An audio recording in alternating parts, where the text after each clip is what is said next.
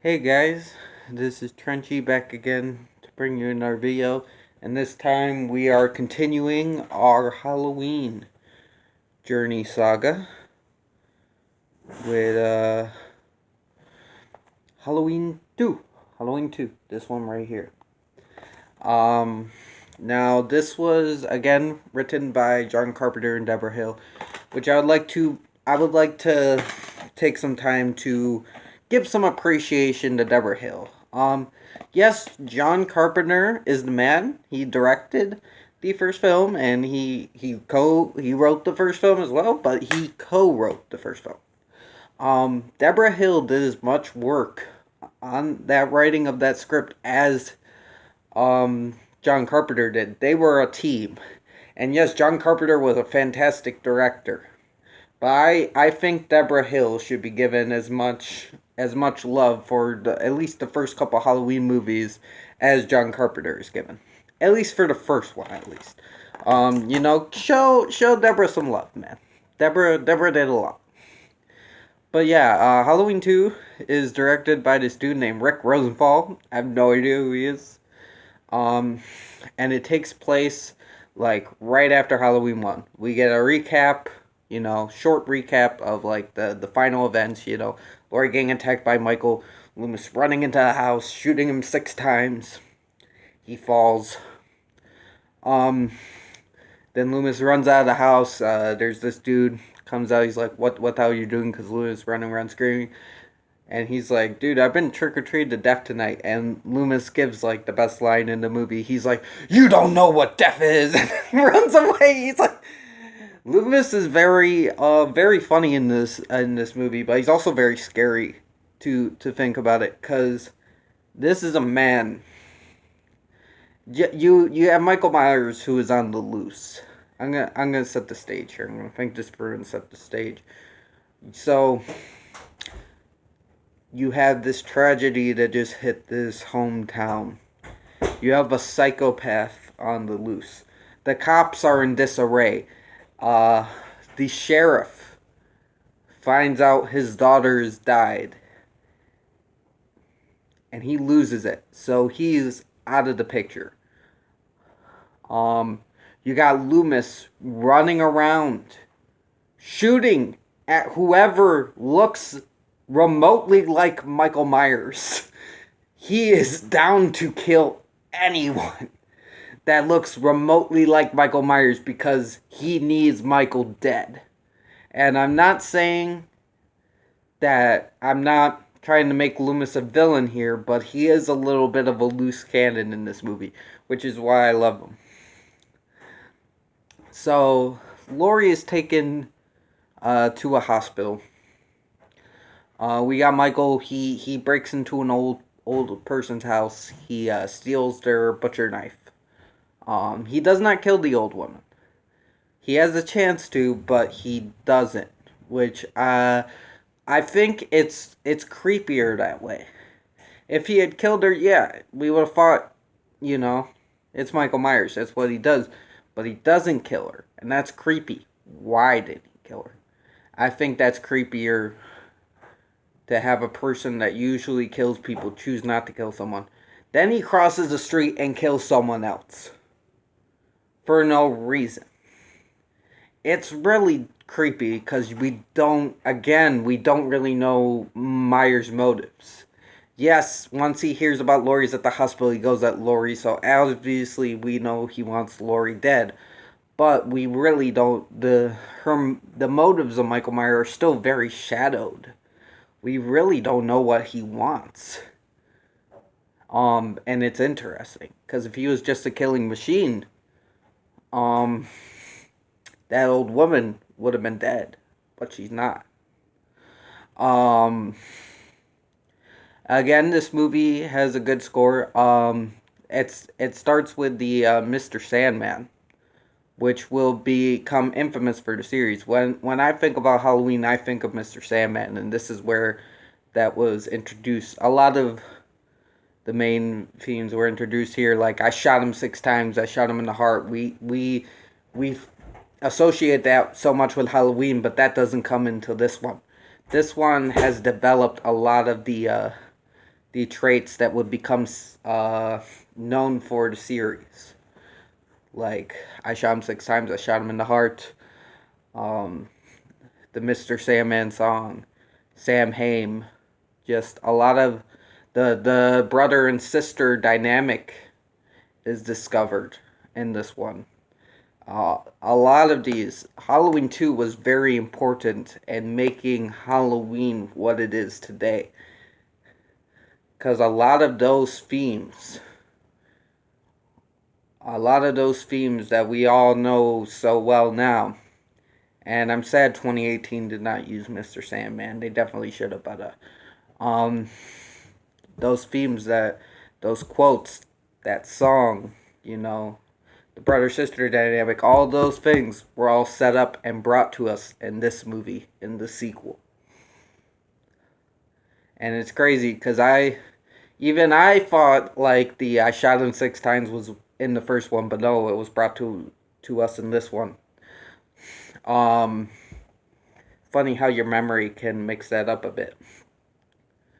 But yeah, so Loomis is running around, and there's this dude walking in the street with the mask, a Michael Myers mask, which he must have bought from the hardware store, because we all know Michael Myers stole it from the hardware store. So multiple people probably own this mask. And the mask he had was bleached blondish. The hair was blondish.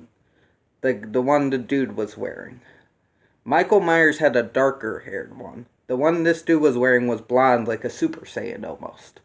And Loomis, you know, is trying to shoot him. Sheriff Brackett's like, calm the fuck down. And the kid goes to look. He's like, what the fuck? And he gets hit by a car, and it slams into the ambulance, and a big explosion.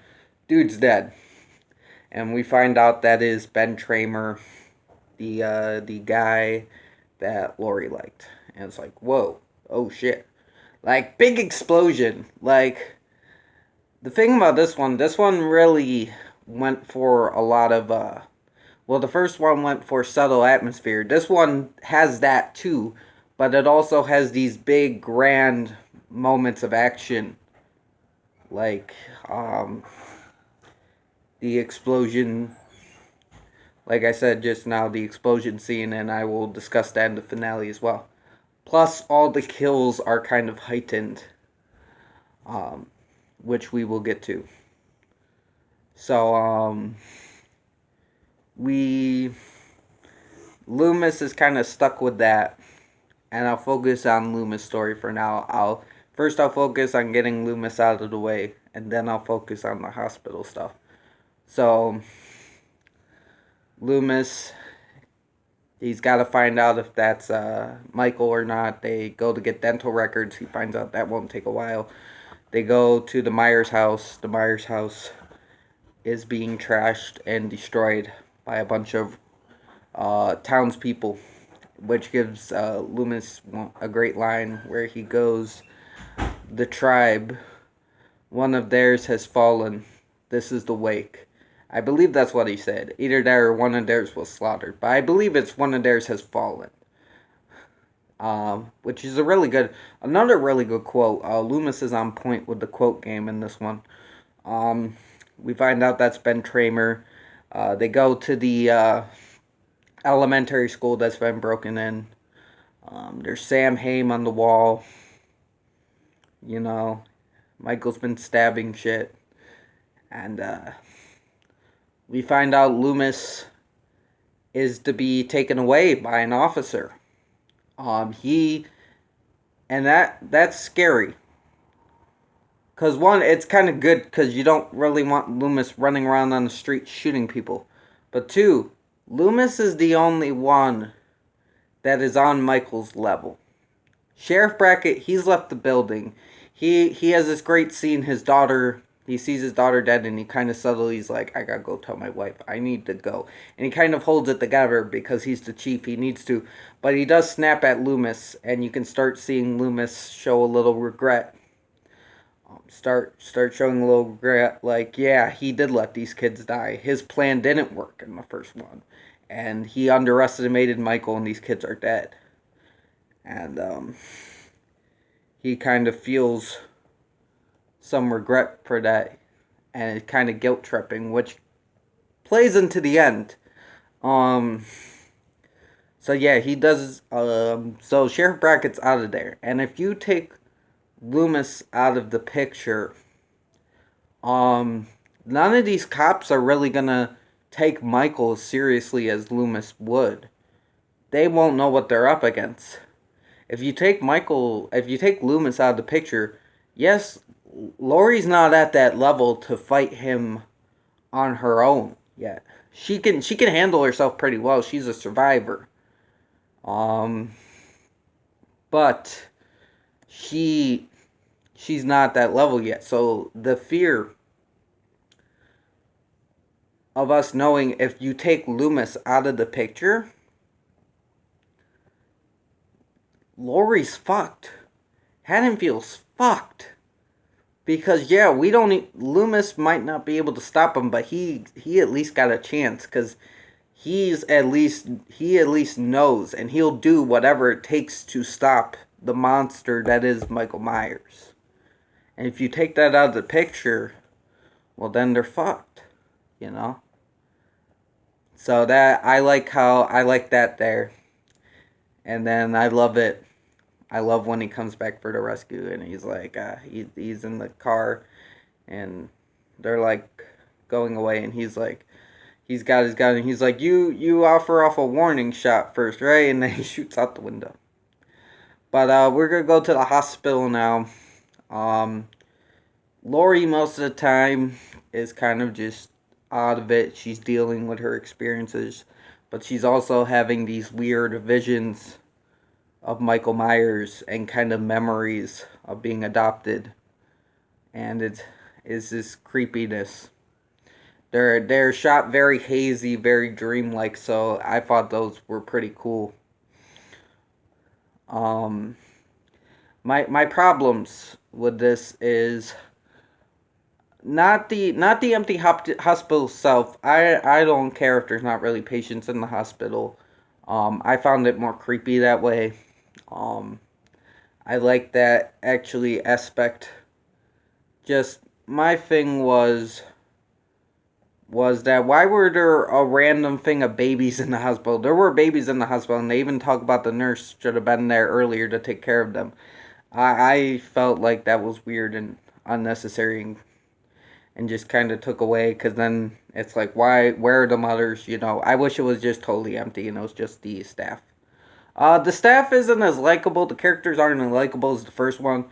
The first one, they were just fun teenagers, and you got to know them a little more, and you like their personality. This one, it's a bunch of just, workers at this hospital, and they're really slacking off. They're hanging out in the hot tub when they should be working, and it's like, you work at a fucking hospital. You take care of babies. You're fucking this dude in the hot tub. It's like, I didn't like it when they died, but I was indifferent to most of them. Now, Michael has a lot of good kills in here. He has one where he takes a hammer to a dude's head. He drains the blood out of a woman's body and leaves the blood all over the floor. He slits a few throats. He drowns the one girl in the hot tub in the boiling water, and it's great. It's fucking amazing. So the kills are all really good, especially the scalpel kill, where he stabs the chick in the back and lifts her in the air. That was really cool and very theatrical, and it kind of goes back to in part one, where he's examining the body on the wall and where he set up all the bodies around the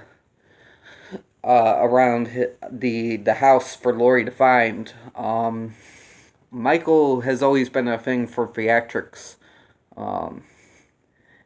And I like how they kind of came back to that with him holding her up and Laurie sees it. And Laurie, even though she's like, she went catatonic for a second, she's like, she can barely see, she's still running for her life, man. She's still fighting to survive. Still fighting to survive. And you got these great creepy hallway scenes, and the music just hits again. And they got the atmosphere again this time with the creepy hospital and the music in the hallways. It just all adds up for good atmosphere again, but also with a mix of just, showmanship and just, not showmanship, but just crazy kills. They really elevated the kills in this one. Um, and then in the end, you have the epic battle between Michael and Laurie and Loomis. And Loomis is trying to hold off Michael. He's bashing through walls, he's bashing through glass, and he's out to get him. And Loomis goes to stop him, and he stabs Loomis right in the chest.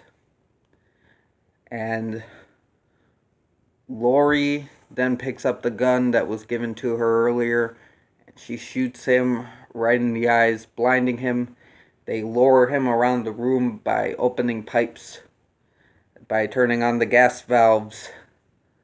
And at that point, I feel like this. Loomis feels bad for all he has done. He feels responsibility for Michael. He feels bad for what happened to Sheriff Brackett's daughter. He feels like he failed. He feels like, even though he was defending himself in the whole movie, saying, I told them to keep him locked up, I told them to use restraints, I feel like Loomis still felt guilty for what Michael did. So, and I feel like just containing to this movie, I'm not gonna add the rest of the franchise here. What happens next, he gets Laurie out of the room, and he lights the lighter, and that was Loomis sacrificing himself. That was Loomis, is like, I'm bringing this monster to hell once and for all, and if I have to sacrifice myself to do it, and that's kind of him repenting, making up for, all the lives he failed to save, and he failed to keep alive because deep down he feels guilty for Michael getting out, and that guilt that's been put on him the whole movie. This was him making up for it. And a big explosion happens. It's cool as shit. We see Michael finally burning and melting, and Laurie B taken away in the ambulance, and Mr. Sandman plays. So atmospheric, so great. Just a very well done sequel that just elevates everything that needs to be elevated. Loomis is just as scary as Michael when he's running around shooting at people. Michael is in good form as always. Great kills. Good atmosphere again. Great way to follow up the original. I give Halloween 2 a high 9. This is a good ass sequel. And it sets up, like I said, a lot of things that we would see in the rest of the franchise to come. Plus, Dick Warlock played Michael Myers really good. And, yeah. That's it, guys. Next time, Halloween 3. Hope you guys have a good day. Stay frosty. This is Trenchy signing off. Beep up boop.